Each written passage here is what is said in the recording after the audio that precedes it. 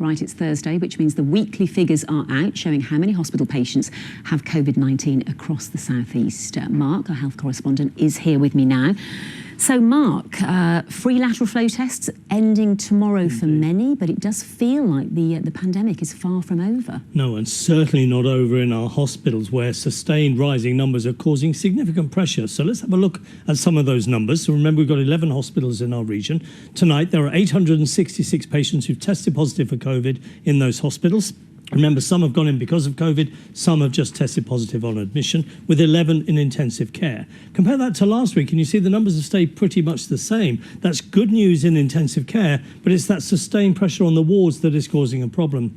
And you can see, if we give you the England numbers, over 15,000 in England, over 300 in intensive care. But it's high case rates, high rates amongst staff, high rates in the community. That's what causing the issues with the hospitals. And you've spent time with the NHS in Sussex, so I'm thinking you have seen firsthand the pressure staff are under. Indeed. So I spent some time with University Hospital Sussex in the hospital in Worthing, but this is a system-wide problem that they wanted to identify. And before we start, I should say that I didn't go into the ward with the COVID patient. One of the nurses did that in Worthing Hospital. COVID continues to cause huge issues in our hospitals.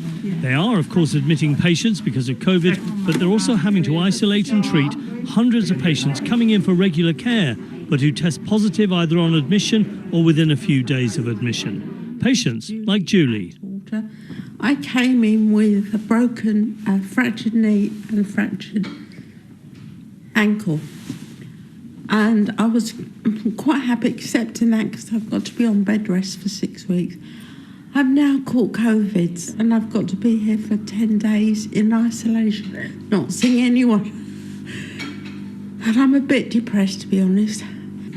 This ward is typical of the problem. Patients here for a whole variety of reasons, but it's also a red ward, as every patient here has COVID, and that impacts on the staff's ability to deliver the best possible care.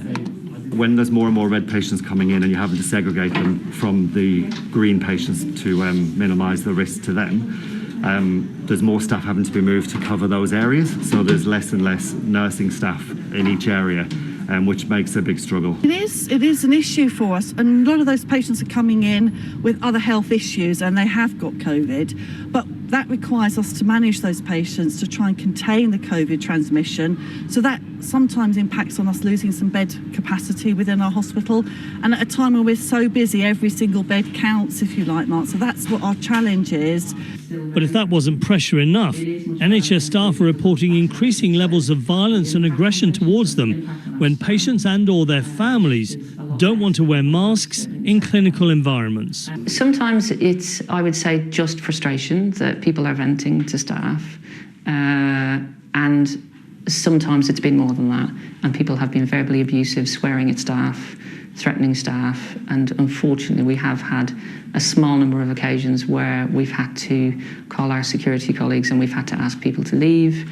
And that's very distressing for everybody, and we don't want to do that. We want to be able to treat patients, we want visitors to be able to come in, but we have to try and keep everybody safe. This is a system-wide issue. For now, our hospitals are coping, but also hoping things don't get worse in the weeks and months ahead. You can see a whole range of issues there, on top of which they're telling me they've seen a 12% increase in A&E admissions in the last few weeks. That's another significant problem. So they're reiterating a lot of messages. Use other services if you can, NHS 111, GPs, but also back to some of the basics, hands, face, space, because for clinicians, this is absolutely not over yet. Absolutely. Thank you, Mark.